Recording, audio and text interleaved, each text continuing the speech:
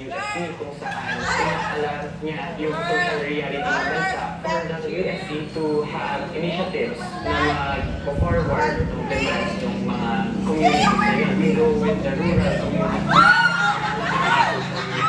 Hindi niya nag-investigate si Alisa Alano. It was not her because the fact na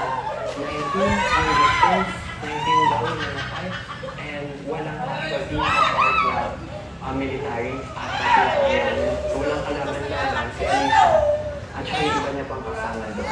Kabilang din sa mga namatay ang tinatawag nilang TESMAN organizer na sina Errol at estudyante rin ng UP Open University na si Maureen. Nag-start siya as yung volunteer last elections. From there, nag-start siya na magturo sa mga bata.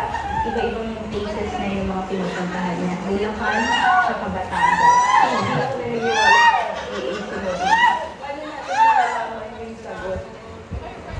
Pinatay ko nga nila eh. Pinatay na nila yung mga magiging witness. Sana Then, may mga tropa rin po tayo So 19 po lahat dito. dito sa teacher lang. Tama po. So nasukot ang mga rebelde. Eventually, ako nakatakas po rito. At dyan sa Palaisdaan. Siguro low tide pa to. Low tide. Actually, bang nakatakas ako ulit sa tropa natin. Yun po yung mga possible na nahuli doon sa Talisay na noong 22 April. So ito ang mga tama ng bala. Malaki ang bala ito. So, yung mga reporting dito, Yung mga phone rin na makikita na yung mga silahan. Ang pamilya sa Alabisa na nakuwi sa inilalawang kakaya ng CPP o ng Communist Party of the Philippines. Kinonfirma nila na miyembro nila si Pabilla, you're maintaining na 24 firearms recovered and 19 yung namatay. Pag minatch, you're saying armed lahat yung namatay? I think the investigation, yung ONR, hindi daw ang magsasabi of because after the encounter, we immediately requested for the SOCO to conduct the process. Pero ang mga pamilya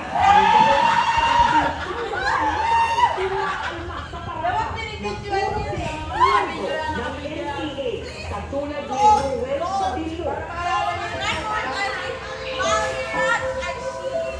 Sinabi lang daw itong magsasaka ayon sa kanyang kapatid na si Rosemary Abaez.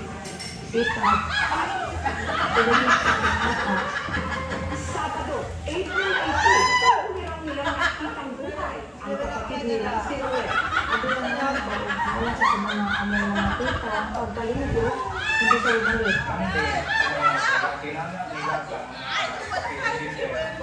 Kailan niyo kabalitaan na namatay siya? Lunis, sa online na nakita, nung sure, anong reaction niyo nung nakita niyo na gano'n? Ano ba?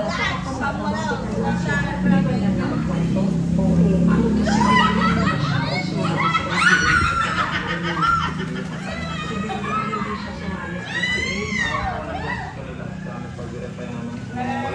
Ito yung huling picture.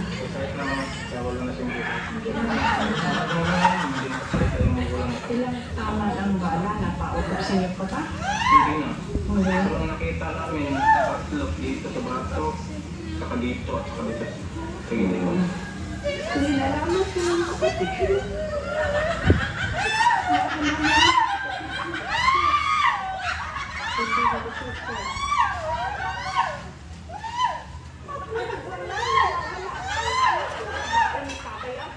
Na si Julinda, na 15 anyos na, na namaalam lang daw para mamasukan maging kasambahay.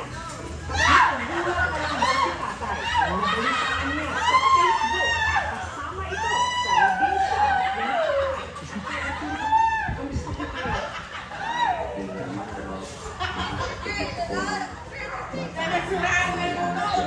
ano ang nangyari din sa anak niyo?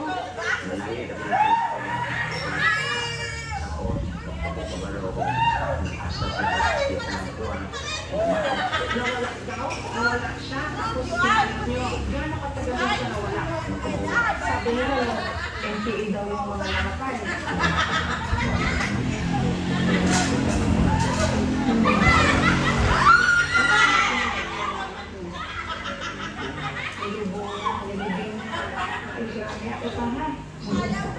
Dalawang sa 11 na namatay o ang tinatawag na ngayong Tuboso 19, mga estudyante ng University